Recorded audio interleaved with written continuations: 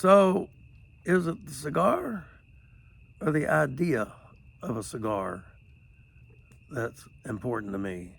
I only smoke cigars maybe once a year, twice a year when I go camping, only when I go camping. And I had this trip planned coming down here to Cumberland Island, and we were out with some friends in Oxford, and two men that were in our dinner group. I wanted some advice to them about cigars, buying cigars, what's a good brand, not too expensive. And one of the guys, Ted, said, "Oh, I got some samples. I'll give them to you." So thank you, Ted. I got these for this particular trip. I think my first cigar was probably on a school trip when I was a junior in high school. We were heading down to Miami for a student council convention. The president of student council, Boyd, he was driving the car. There were three other guys and the teacher who was the faculty advisor for us. We dropped him off at a hotel and we went on down, spent the night at my Aunt Knuckles' house. And as soon as we let the teacher off, Boyd pulled out cigars, handed us all cigars. He was a little faster than the rest of us, and he got a ticket, by the way, on the way back for driving 110 miles an hour on the Florida State Sunshine Parkway. Anyway, Turnpike.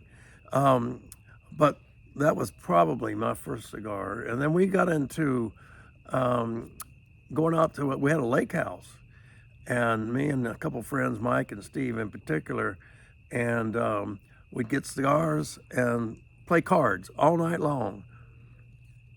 We played hearts. We weren't into drinking or anything. It was just, and sometimes we saw the sun come up after playing cards and smoking cigars all night long. Between my junior year and senior year in high school, I went on a trip with the Key Club from Tampa to New York City on the train for a Key Club convention. And so you had a trainload of boys. We got to New York City and we started buying cigars and smoking them. And one memory I have, and I'm not sure that we smoked cigars on this, but I'll tell it as if we did. I was really into folk music at the time, and I found that a Canadian duo, Ian and Sylvia, were playing over in Greenwich Village. So we grabbed our cigars, went over there, listened to Ian and Sylvia. That recent biopic of Bob Dylan just reminded me of that at all times. And then when I got into the ministry, I was a youth minister in Macon, Georgia, at a Southern Baptist church in Macon, Georgia, the buckle of the Bible Belt.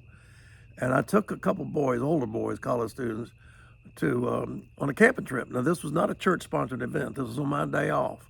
And I had cigars and passed them around to the guys. And we smoked.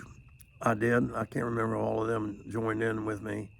Well, a couple weeks later, in a private meeting with my pastor, he said, "Hey, got to ask you something. I heard you were smoking cigars with some of the boys on a camping trip." And I said, "I was. I did that." He says, "Don't do that again. That's just not good." But I learned something that day. Always tell the truth. And it was what I took throughout my work career. So was it the cigar? I actually don't like cigars. I don't like the taste. I like the smell of them, okay. Don't like what it feels like in the mouth, but I do like places like this to smoke. So thank you. Thank you, Ted. Thank you, Mike. Thank you, Steve. Thank you, Pastor. Thank you, folks who were part of my history with cigars. And for this one, thank you, folks.